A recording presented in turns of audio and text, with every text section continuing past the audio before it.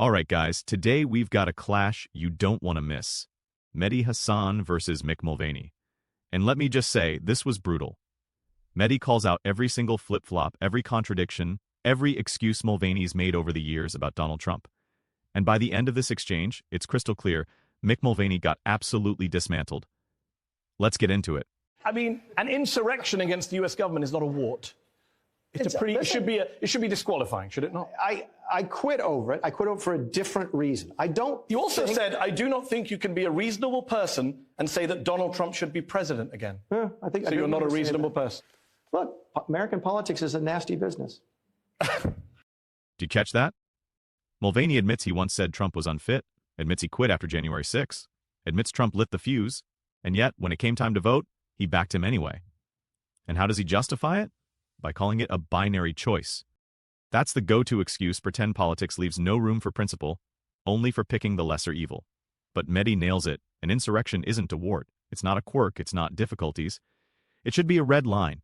Instead, Mulvaney shrugs it off as politics as usual. That's not leadership. That's blind allegiance. I think it's fair to say you've been on quite a flip-flopping journey when it comes to President Trump. You once called him a terrible human being. Then you became his White House chief of staff. Yes. Then after January 6th, you resigned from the government and you said you wouldn't vote for him again. Then you did vote for him again last year. A man you know incited an insurrection against the U.S. government. Why? Fair enough. By the way, I'm not the only person to have varying opinions on Donald Trump. In fact, I think his vice president currently has said some interesting things about him. The part about the horrible person, I remember very vividly because he would remind me of it on a regular basis.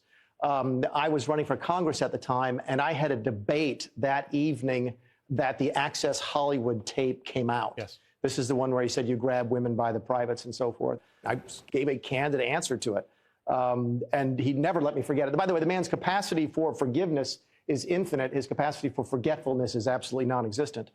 I can tell you this, is I worked with him for 3 years. I never saw any misogyny. I never saw any racial disparity, racism. I never saw the things that people accuse him of doing. We'll come back to that. Is he a perfect guy? No. But you said you wouldn't vote for him again because of the insurrection. Yeah, well, I didn't vote for him in the Republican primary, and a lot of folks did. But you chose to put a man back in the Oval Office who you said, let me just quote you. Yeah. You said that he lit the fuse for the insurrection and attempted coup in 2021. You said we needed a president that day. We didn't have one. Yeah, and listen, I think Bill Barr said something very similar. Bill actually testified against him at the January 6th committee and said, look, general elections are binary choices in my country. They really are. We don't have a third party. It's this or that. Yeah. And you have to say, okay, do I take this person with all of their warts and all their difficulties or this person? I mean, an insurrection against the U.S. government is not a wart. It should be disqualifying, should it not? I quit over it. I quit over for a different reason. You also said, I do not think you can be a reasonable person and say that Donald Trump should be president again. So you're not a reasonable person. Look, American politics is a nasty business. Are you saying basically you're happy to shift your views because that's how politics works? Or are you saying you get the man wrong? Because you also, I've just got to remind people here before we move on, just before the 2020 election, you wrote in a Wall Street Journal op-ed that, quote, if he loses, Trump will concede gracefully. He'll fight hard to make sure the results are fair, and in the end, he'll accept the result, whatever it is. How did that work out? That's the easiest question I'll get tonight, because people misunderstand this. That was not a prediction. That was advice.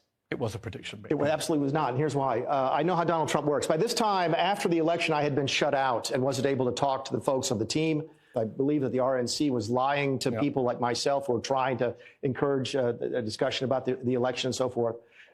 People stopped taking my phone calls, and I knew how Donald Trump takes information. And one of the things he reads religiously is the op-ed pages of the Wall Street Journal. I wrote that piece for an audience of one. So you didn't believe he was going to hand over power? You said you didn't just write an op-ed. You went on CNBC and said, I recommend that he accept a peaceful transition of power, which I think he would do absolutely. That sounds like a prediction, which was wrong. I was, again, advising the gentleman, and he did not take my advice. He hasn't taken your advice on a lot of major issues. I think you were one of those people, including his vice president, his attorney general, who said, don't pardon the violent criminals from January the 6th. I thought that was He came in and pardoned nearly 1,600 people, many of whom attacked police officers, many of whom were prosecuted for having deadly weapons, many of whom had other convictions or pending charges for manslaughter, drug trafficking, rape, sexual assault of minors. Trump pardoned them all against the advice of his own people. What kind of person does that? I thought it was a bad decision. I don't know why he did it. If you're not in the room with him when he's making the decisions, it's hard to understand exactly why he's doing it. By the way, his vice president said the same thing. Right? A week beforehand. So he threw them all under the bus and just did this thing. And he should have pardoned and then you all just fell in line. The party always falls in line no matter what he does. He is the leader of the party. There's no question about that. So just blind support from the Republicans. Blind support. No, I mean, this is a pretty big issue. You can criticize, you can disagree, and then still support. Well, nobody resigned over this. I mean, you're not in the administration, but none of these people resigned. It's a pretty big deal, right? To pardon insurrectionists who assaulted police officers. Let's take a moment to dissect what just happened with Mick Mulvaney, as it perfectly illustrates a recurring trend: unwavering loyalty, even when the facts don't align. Mulvaney openly acknowledges his resignation due to previous events, expresses significant reservations, and even mentions he doesn't believe this individual should regain office. Yet, when push comes to shove, he stands by them. He calls it politics, conceding it's with warts and all, but we're not just talking about minor flaws here. We observe a similar approach with figures like Kevin O'Leary, Scott Jennings, and numerous other right-wing pundits. They might quietly criticize and confess, "I wouldn't have made that choice," but when it counts, they conform. They'll downplay controversial actions or switch to discussing economic issues when uneasy topics arise. This isn't principled dissent, it's placing loyalty over rationality. They voice disagreements in private, but rally in public to maintain their status in the group. That's why Mulvaney will suddenly refer to his Wall Street Journal piece as advice rather than a forecast. Similarly, Jennings dismisses inquiries, and O'Leary overlooks disclosures, always minimizing, always deflecting. The pattern is clear. Regardless of being sidelined or engaging in public disputes, they consistently return. It's not about policy or governance ideals, it's sheer steadfast allegiance. I don't think it's the worst decision he's made. I think the worst decision he made was to take security away from various members of his first administration, Mike Pompeo, John Bolton. And I don't like John Bolton very much, but I thought there have been some It's a horrible thing to do. He's a vindictive man. You say he's forgiving. He forgives the insurrectionists, but goes after his critics. I think he's done a fine job as president. There's a lot of decisions. But hold on, how can he have done a fine job as president? Right now. Well, he did. January 20th was his presidency. He began his presidency by pardoning insurrectionists. How do you just ignore that, is what I'm wondering. You don't ignore it. You literally are. You're saying he's done a fine job. No, by definition, you're ignoring. You have to take all of the... I don't think anybody who's president does 100% of the stuff that anybody wants, other than the president. But there have to be some red lines. There are no red lines for you, have to take a look at the totality of the circumstances, don't you? I mean, aren't there politicians you like that you haven't agreed with 100% of the time? Yes. I think for a lot of people, for example, voting for Joe Biden on the Democratic side, he supported what happened in Gaza. That was a red line. But for Republicans with Trump, there never seems to be a red line. Whatever he does, all is forgiven. You have called Trump's critics deranged for saying Trump would behave in an authoritarian, even fascistic way, that he would use the government in his second term to go after his critics. And yet, since he's taken office, Trump has cracked down on the press. He's ignored multiple court rulings. He's deported American citizens. He's threatened a Democratic New York Muslim mayoral candidate with deportation. He's arrested a Democratic mayor and a liberal judge. He's indicted a Democratic congresswoman. Unlike your predictions about Trump, the predictions of his critics have been vindicated. Let's pick one. I mean, they've been vindicated. Let's just pick one. Go. Let's pick the indicting the Democrat congresswoman. Just because you're in Congress doesn't mean you get a get-out-of-jail-free card for whatever you do. They indicted her for attacking or assaulting a federal officer. Just because you're in Congress doesn't mean you can get away with that kind of stuff. He didn't just indict her. Alina Habba, his ridiculous U.S. attorney in New Jersey, also arrested Ras Baraka, the mayor of Newark. Yeah. He then had to be released, and a judge said that was a ridiculously hasty arrest.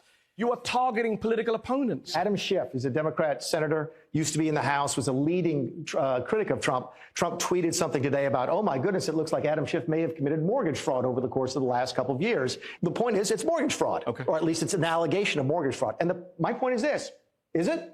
It's just because you're a senator and a Democrat senator and an opponent of Donald Trump, does that mean that you're sort of protected against any sort of... No, of course not. Okay. The totality. The totality. So, for example... We can do that with everything on the list. Okay, the New York mayoral candidate, Zohran Mamdani. Yeah. He says he may be here illegally. We may have to look at deporting him. That's insane. Is he? No. He's an American citizen.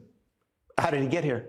So are we going to question every American citizen now? You think that's normal? I'm an American citizen. You're going to question my citizenship as well. If I say are you above the law? I don't understand. What's the equal? Hold on. I just want to clarify where we stand here. You're saying it's okay for Donald Trump to cast aspersions on every American citizen who he doesn't like and suggest that they're illegally here. Is casting aspersions fascism?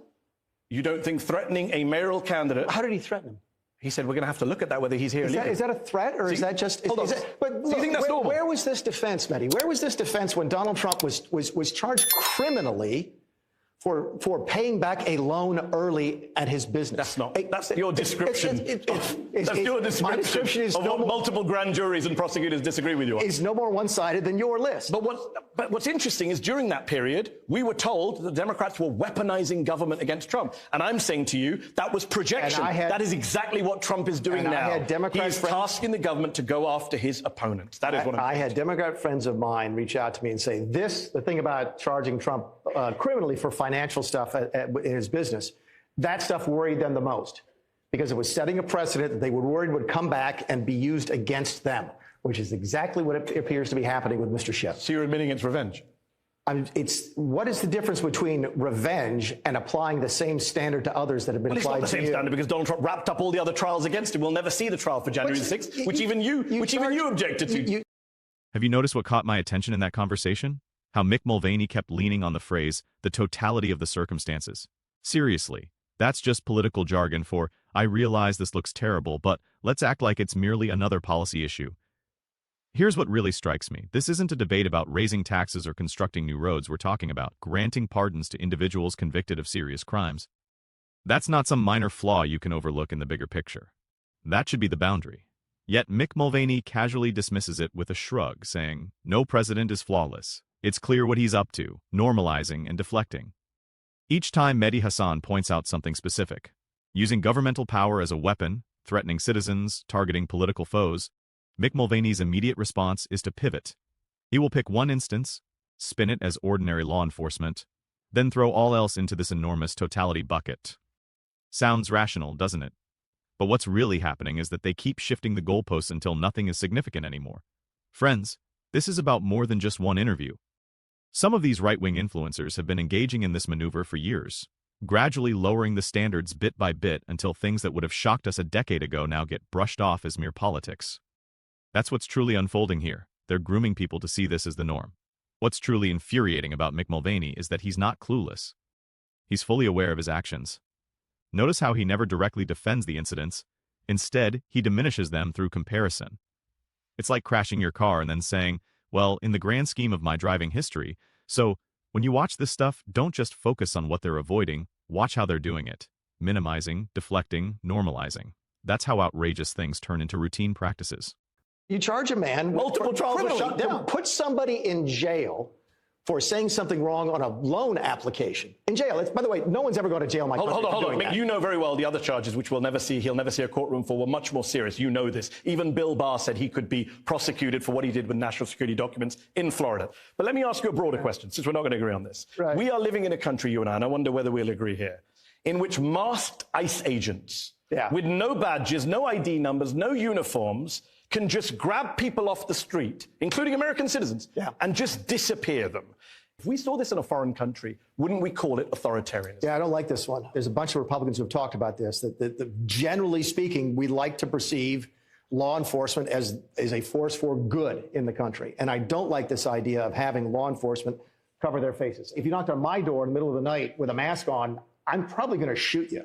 And we don't want to be that place. But we are that place now. It's expanding. Multiple police forces are borrowing. If you live in a country where masked goons, armed goons from the federal government can grab people off the street. I'll take back the goon. There you go. Masked agents from ICE. Violently, we've all seen the videos, it's all on tape, violently grabbing people off the street. Gardeners, dishwashers, hairdressers, American citizens, kids, elementary school children. That is not fascistic authoritarianism. That doesn't concern you. The part that I don't like is the mass part. The rest of the stuff I'm okay with. You're okay with disappearing American citizens? They did. They have. I have no difficulty with enforcing the law. George Retters is a 25-year-old security guard in California, a disabled Army veteran. He was taken by ICE last week. He's a U.S. citizen. That would be wrong. Okay, I happen to think that they also deported, or at least they detained the father of 3 U.S. Marines. They violently assaulted him on camera. I thought that was wrong as well. Look, being a conservative with a small c, I want to believe in the institutions. I want to believe that things can move up through the courts And I want to believe that the President of the United States, at the end of the day, will accept the court decisions. You're telling me that you're okay right now with this alligator Alcatraz in Florida where there are 35 people to a cage, they're sleeping on the floors, there's maggots in their sandwiches, they're not getting showers or food. You're okay with that, torturing these people, many of whom have no criminal records, by the way, Mick, none whatsoever. They are law-abiding American residents. I'm not okay with torture. If you let me answer this, I'm not okay with torture. Debbie Wasserman Schultz is not a reliable source for me. That's not my reliable source. That's what I've that's seen. That's not my reliable source. My reliable source is the Associated Press, who interviewed detainees, families of detainees, and lawyers. By the way, at times, I don't trust the Associated Press. You asked me about folks who I thought were deranged when it comes to Trump. There are. Listen, there's a lot of folks in my country who believe that when it comes to Donald Trump, the ends justify the means. Anything against him is okay. The Associated Press is not against Donald Trump. They're reporting on what detainees have told them about the conditions. El Salvador, the CICOT, don't even get me started on the conditions there, where Kilmar Abrego Garcia, the man who was brought back, he says he was kept on his knees all night long, couldn't sit down. That's torture. I have seen the press lie about Donald Trump firsthand. He was tortured, Kilmar Abrego Garcia, thanks to Donald Trump and Kristi Noem and this administration. Do you support that? I do not support torture. I do not know that that happened. But that's the allegation. It was reported by, yes, it was reported by folks. Well, the detainee said it in court documents, and this is a guy who says this is what happened to me. Multiple detainees, they're not all lying about the conditions in these places. Collective conspiracy from everyone in detention. Okay, that's a convenient get out. We mentioned Kilmar Abrego Garcia. Yeah. He was the man sent illegally to El Salvador by the Trump administration. They tried to justify his deportation by saying he was an MS-13 gang leader. Trump put out a picture, he held up a picture of his knuckles showing MS-13 were photoshopped onto his hand. Terry Moran of ABC News then did an interview with Donald Trump. Remarkable moment, one of the most remarkable things I've ever seen in my life as a TV journalist. Trump held up this picture. And the picture was doctored. The picture's doctored, right? Yeah. Trump insisted this was real. He insisted 7 times it was real. You were his chief of staff. How do you deal with that insanity? It's not. I don't consider it to be insanity. What do you consider it to be? Here's what I consider to be bad staff work.